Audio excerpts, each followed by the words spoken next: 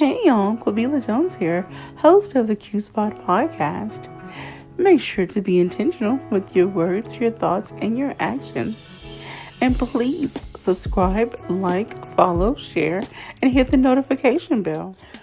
The Q Spot podcast video series presents The Inside Man, the music industry, with Terrence L. Brown. Hey y'all, QB here, host of the Q Spot podcast, back with another edition of the video series with a very special guest, Mr. Terrence Lamont Brown. Gave you a whole government name.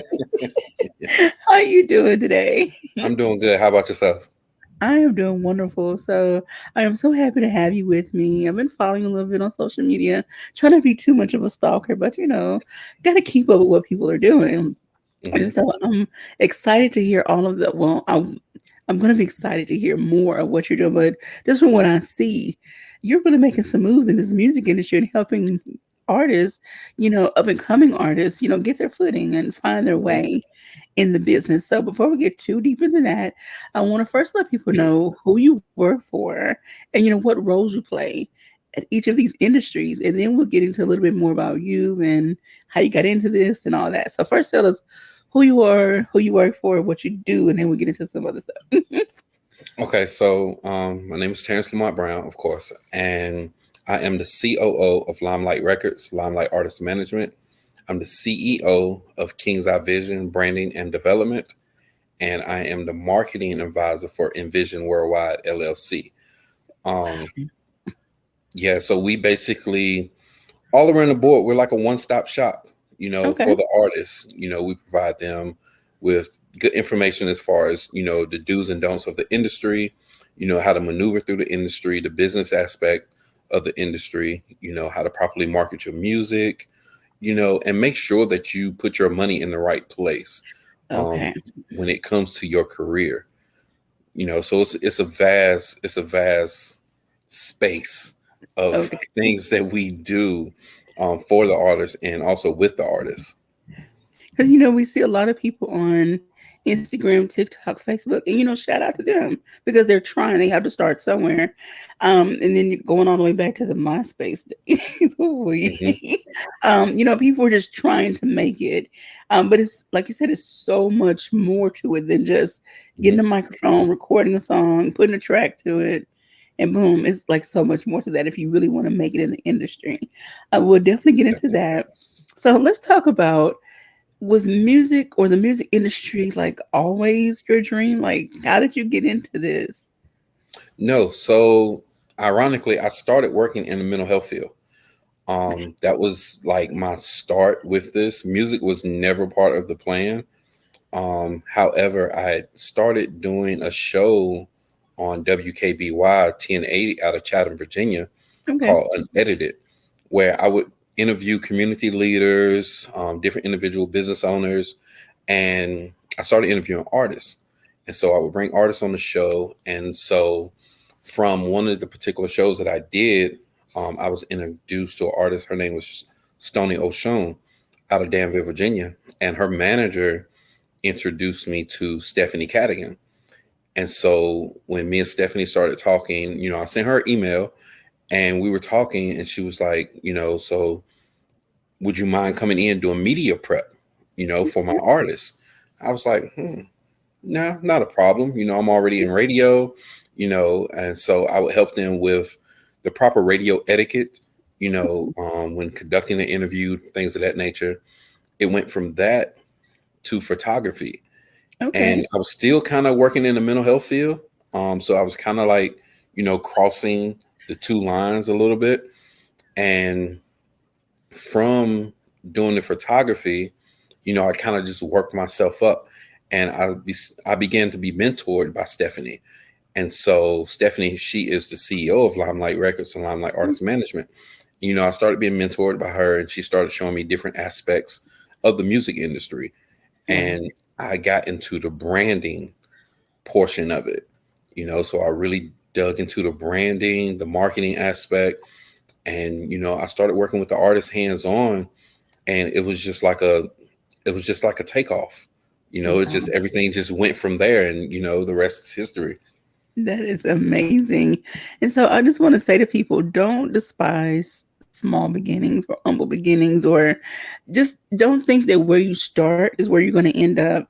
Hmm. Like for me, I started in the nonprofit world.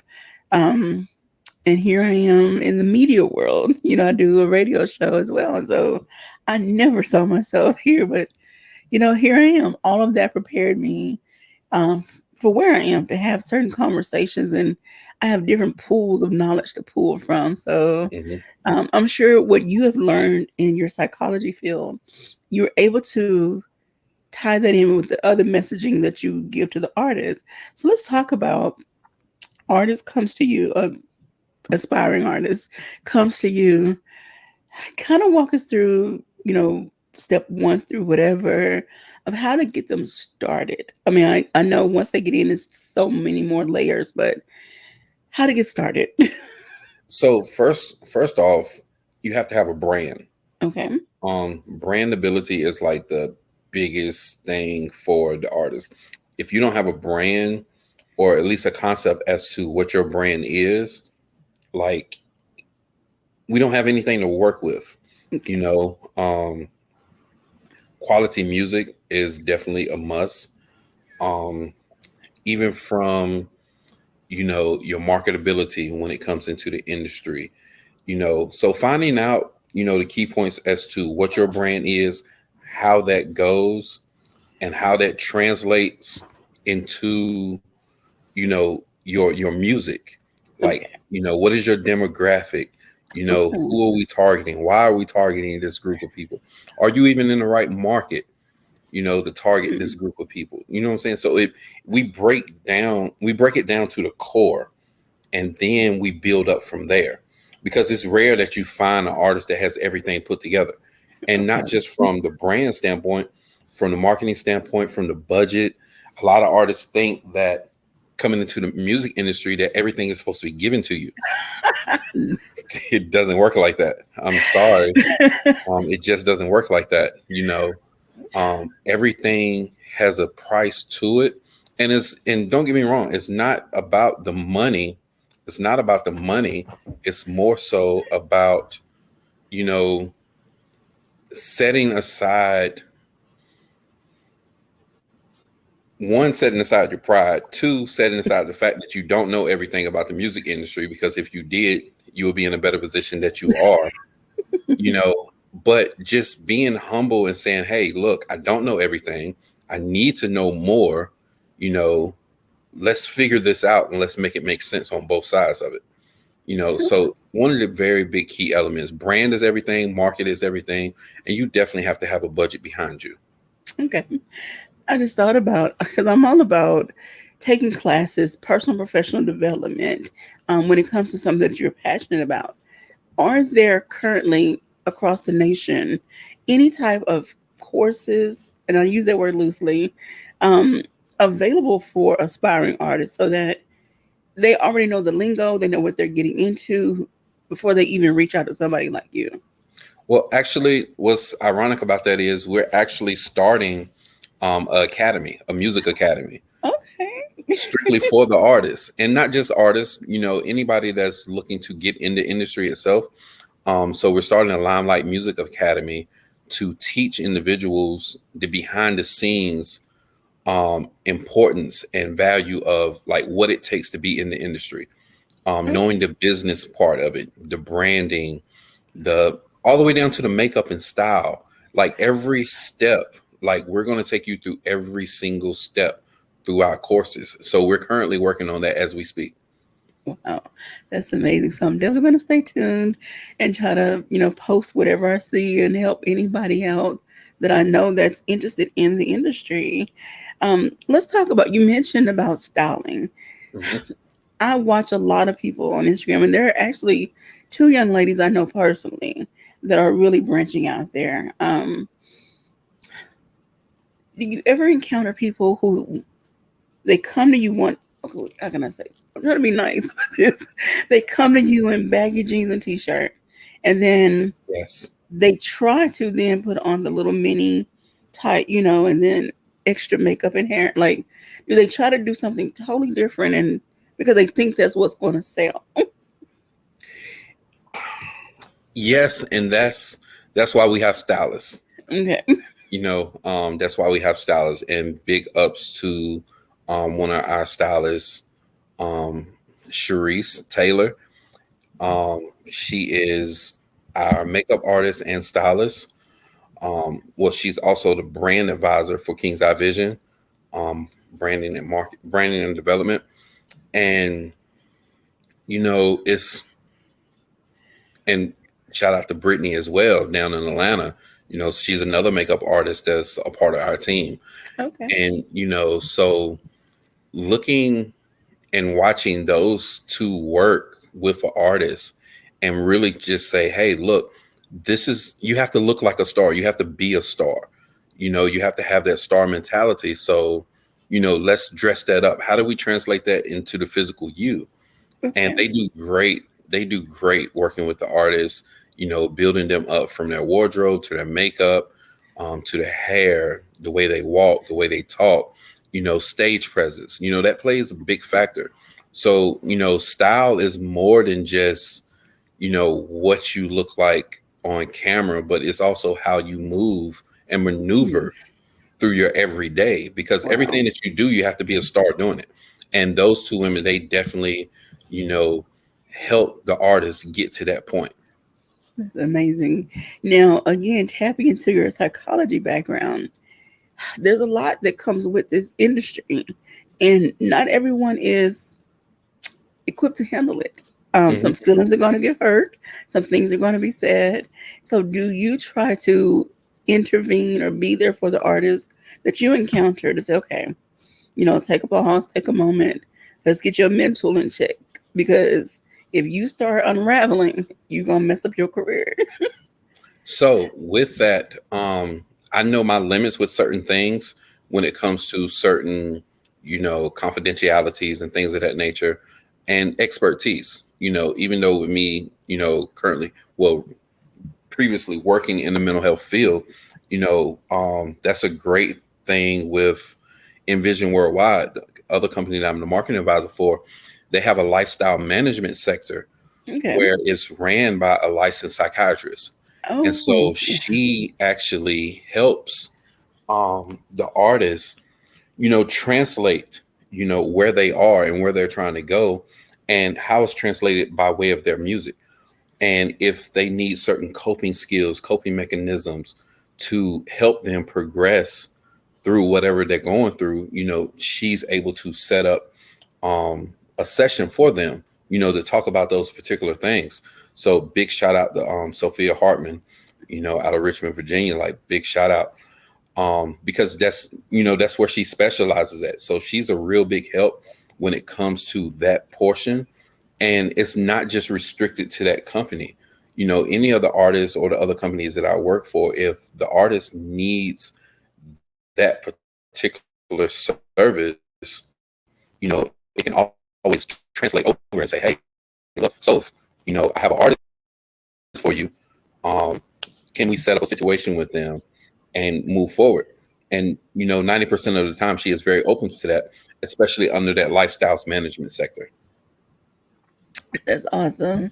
So you all are really trying to help artists become stars and be well rounded in this industry, because I mean, I'm sure you've seen people that come in, they're all hype and they do well for like a little while and then they fizzle out. Something happens. Hmm. Do you ever encounter people that you have to tell it's not your time right now? Like, you have a good product, but there's just still something missing, and then just you need to take a step back and develop something else. I don't know. Yeah, I mean, don't get me wrong. You have a lot of artists that are like that. They might come in and feel like, hey, this is where I need to be. And you just might not have that thing. Now, that's not to say that somewhere in the music industry you don't fit. Just because you don't Okay. fit as an artist doesn't necessarily mean that marketing may not be your thing or Okay. branding may not be your thing. It's always a fit. So if music doesn't work, that's why some artists end up becoming A&Rs, artist Oh, reps. You see what I'm saying? Because they didn't fit into the scope of them being an artist. It just wasn't fit for them. But they had to find that thing that fit for them. And sometimes Yeah. it's, maybe it's just not you being an artist. So, to tell an artist that, sometimes they take it personally because they invest so much of their time and their mental into that craft, they get Yeah. lost and saying, "Oh man, I give up on everything. If I can't be an artist, I don't want to be anything." But then you shut the door on many other opportunities. Wow. Okay. All right. So let's talk about the age factor. Okay. I think that's an age old question. That's an age old discussion. You see people, it seems like people that are in their, just say 19 Okay. to 31 ish, like that's the prime. That's what society has made us feel and think, that that's the prime age to just be at your best and, get everything done. And it's like once you start hitting 35 and 40, it's like you need to sit down somewhere. But is that really the case though? Like, What? Okay. So you would. It's a space for everyone. okay, It's a space for everyone. I've talked to some artists who are up in age and they wanted to get into the industry. However, they only wanted a particular part of the industry. They didn't want all the record deals. One, they just love the art of music. So okay. all they wanted to do is say, "Hey, look, I just want to be booked for shows. Just get me Hmm, shows. If you can book me shows, I'm perfectly fine with that because I love just to do music." And these are the older artists. And then even with the older artists, they have a certain demographic. okay. So if they're doing the old school style type of music, they're catering to a certain demographic. So they're going to have a fan base. Okay. When we look at the younger artists, we look at, the current theme of what's happening, like what's happening now, what's trending, and do they fit into that market? And if they have something that's a hit for that market, you push them through. How long does that last? It solely depends on the artist and how the market is set up. So it's a space for everyone. They just have to find their place. And if they don't have a place, create one. And if you generate a market for that space that you decide to make for yourself, kudos to you. Okay. I want to talk about, you mentioned about the sound and things of that nature. Looking at, and I'm going to kick myself for not knowing this man's name on the top of my head. Um, it's the guy that sings with Bruno Mars. They create this group called Silk Sonic, and I'm going to kick myself because I know I can see his name. The other guy that sings with him, you know what I'm talking about? Oh, might kick myself for. Uh, wait a minute. Wait a Are minute. you I'm gonna use a cheat code real quick. Google is my cheat okay? code right now. We're gonna have to Google. Google is definitely Anderson gonna be my cheat Anderson code. Pack. Is it There we go. Anderson And Pack or Pop? yes. Okay, y'all forgive me. Look, my age is showing right now in this moment. But anywho, so they have been slowly releasing songs with this combined, image, Silk Sonic, and so it's giving you this updated 70s, like soulful, groovy. Like their latest song that came out was Skate. Mhm. Um, it is the visuals in the video are absolutely amazing. So thinking along those lines, I came up in an era where like Jody Watley and when Patti LaBelle and other artists were, it was like that transition from pop to Mhm. disco to like all that. Do you see or feel there could be a resurgence if people can find a way to modernize it? Yes, most definitely. And see, this is the thing. It's not necessarily a resurgence. It's a fact of people like what they like. Okay. You know, um, I like a little bit of everything. I listen to a little bit of everything. Now, does that necessarily mean that you will listen to the same thing that I listen to? Probably not. So when it comes to what people like, I like to use the analogy of like Stephen King, for instance. I don't like Stephen King books. I'm just, that's just me. That's just me. However, he sells over 700 million copies Mhm. every time he publishes the book. So just because I'm one person that doesn't like it, it's 700 million people that do. You see what I'm saying? So it's always a lane for somebody. So definitely what they're doing is definitely crafty, and it's introducing something new for the ones that's never heard anything like that. Mm, So for the ones that grew up in that era, it's kind of like a reminiscing type aura, if that makes sense. But for the mhm. ones that didn't grow up in that era, it's something new for them. You see what I'm saying? So it's Yeah, a big difference. So I definitely get it, and I definitely understand what they're doing and how they're doing it. And it's a great marketing strategy because now you're hitting them from both yeah. angles. Yes. See, I was born, give my age away here, on the tail end of the 70s, like the latter part. And so I feel like I got cheated because I feel like that would have been my era. The 60s and 70s would have so been Hmm. my era. And so yes, they are giving us that love that era of music, like updated version of it. So shout out to them, and then shout out to everyone else in the industry that is doing their thing. There's another artist that I had the pleasure of talking to out of Chicago, Jeff Gibbs. He does jazz. Hmm. However, he's like, it's not the jazz you think. It's not the jazz you may want. It's an infusion, I guess you can Yeah. say. It's Yeah. like spoken word, jazz, a little bit of hip hop, R&B influence. Like it's Hmm. not your okay, It's not your Coltrane. traditional. Yeah. Yeah, it's not Coltrane or any of those other. But it's a I don't know. It's a vibe. That's all I can say. It's a vibe. I definitely get it. Do you feel that label, like not label genres, would ever go out of music genres would ever go out of play, or that's just strictly a marketing tool that's going to Um, stick around forever? it's always it's going to stick around. And the thing about it is, it's going to stick around, but it's going to be open to the point to where you can transcend and translate and go over to any genre that you want to. So you can be doing hip hop one day, and then tomorrow, if you want to put out a rock song, you can. And if after that you want to put out a country song, you can. And if you want to go back to R&B, you can. And the reason I say that is because it's been done numerous times. You know what I'm saying? Over the years, it's been done by many different artists. Now, whether it say it has longevity in that realm, you don't know. But the thing about it is the market base. If it's a market for it, guess what? It's going to sell. You know, Okay, um, Walmart has their prices, but Dollar General has their prices. There's no shortage of either of the two. right.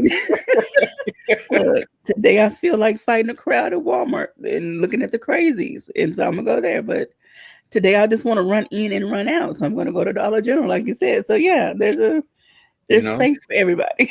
yeah, there's definitely space for everybody. Well, oh my goodness, I am so enjoying this conversation. I know I could ask a million more questions, even though I'm not an aspiring artist. But let me ask you this though: is there a market for spoken word I want to say albums, EPs, or It's a spoken word market. artists with a music, underlay? It's a market for everything as long as you have the right demographic. Okay. You know, it's everything. You know, it's no limit. You just have to market it correctly. And then Mm, once you find that demographic that likes what it is that you have, you tap into that. You tap into that because you have millions of spoken word artists out here, and individuals that are very eccentric and eclectic about their lifestyle, that down to earth type vibe where they don't mind snapping when they hear a good lyric. yeah. That's you tap into that market, it's a wide open market. So yeah, it's definitely room for it. It's room for everything. Okay. Well, that's not. I mean, I love to write. I love to perform, but I don't know if I'm ready for that level of it. I'm just gonna stick to my local open mics and stuff like But you never know. Hey, drop a EP with nothing but spoken word on it and just put it out there. that. You never Yeah. know what type of response you get until you do it. You're right. Not everyone's gonna like it, and then there may be a lot of people who do. So you never know. All right, so I'm gonna put the company's name on the screen so people can know again where they can find you. Limelight, King's Eye Vision, and Envision. And so tell us, before we go, give us some words of advice. I keep wanting to say words of encouragement. I don't know why they keep popping up every time we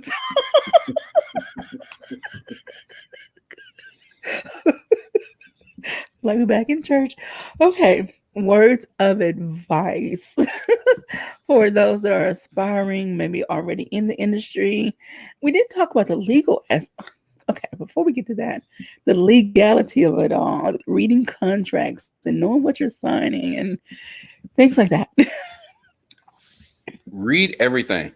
Read Okay. everything. Like, you know, um,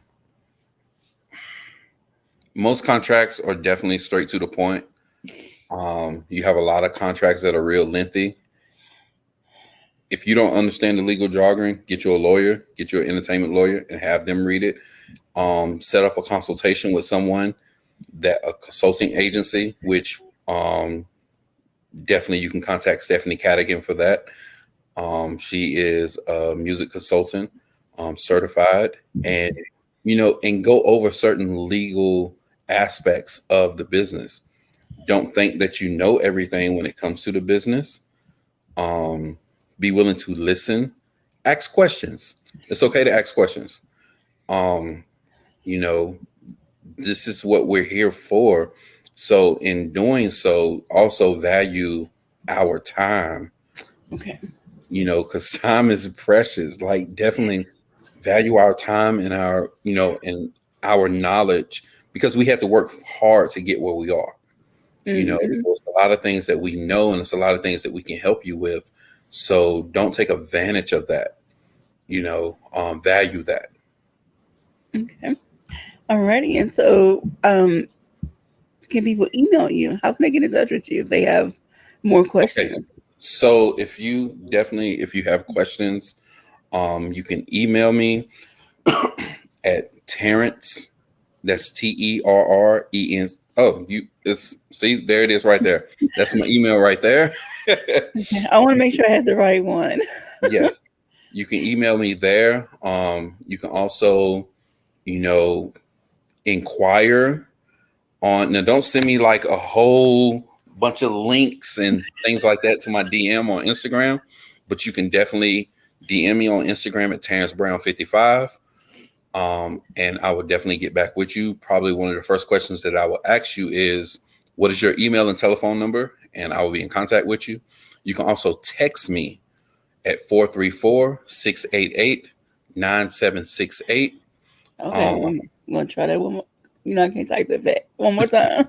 434-688-9768. You can text me. When you text me, just let me know who you are, what questions you have, and we can set up a consultation for that as well. Um, and like I said, you can get me through my social media, Terrence Brown 55 on Instagram, and and also you can check out our website if you kind of want a deeper look into who we are and what we're doing. It's Okay. llmartists.com. The artist with LLM, an S. no, LLM artists without a S Okay. .com.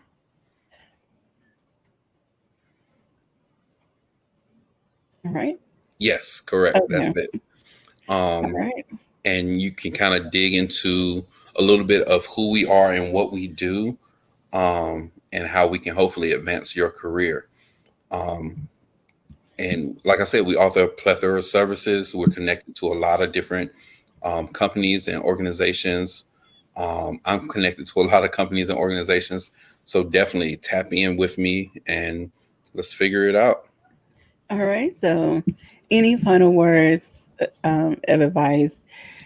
I mean, you talked a lot about branding, having it all, not having it all together, because that's where you all come in to help them get it Hmm. together, but having some type of package. So, Yes, definitely EPKs, your electronic press kit. Artists, please get your electronic press kit.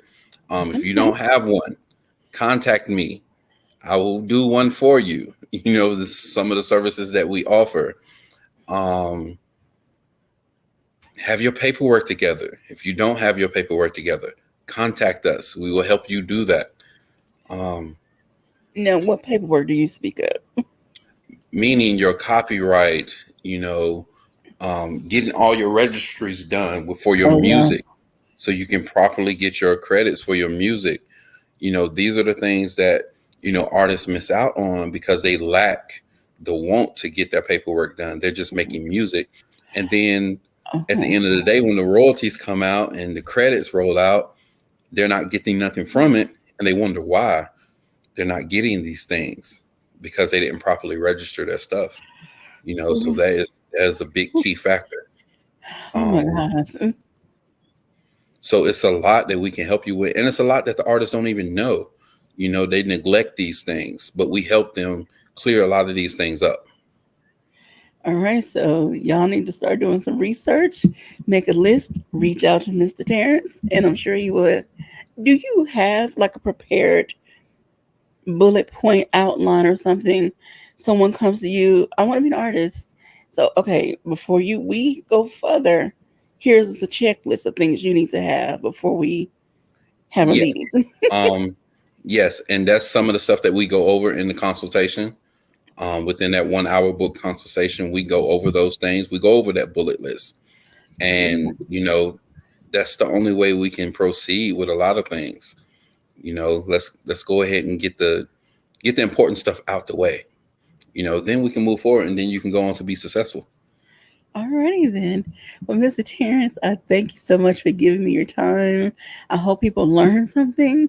And for those that are aspiring artists, get your ducks in a row and get your dollars up too, because you're gonna need to pay a little bit up front before you start rolling in, raking in. And so, anywho, I want to thank you again so much. Thank I you. will be following you. I won't be stalking you, but I'll be following you on Instagram, Thank you. on social media. And thank you to everyone who tuned in, who watched, who listened. Please share, and share alike. Hit that subscribe button, notification bell, all that jazz. You can follow the Q Spot podcast on all the social media platforms and podcast platforms. But I want to say thank you all. Don't forget to be intentional with your words, your thoughts, and your actions. And pink sugar kisses, y'all. Have a good one. Thank you for watching the Q Spot podcast video series. Don't forget to join the Q crew so you don't miss a beat. Follow, like, and share on all of my social media platforms, as well as the major podcast platforms. Lastly, be intentional with your words, your thoughts, and your actions.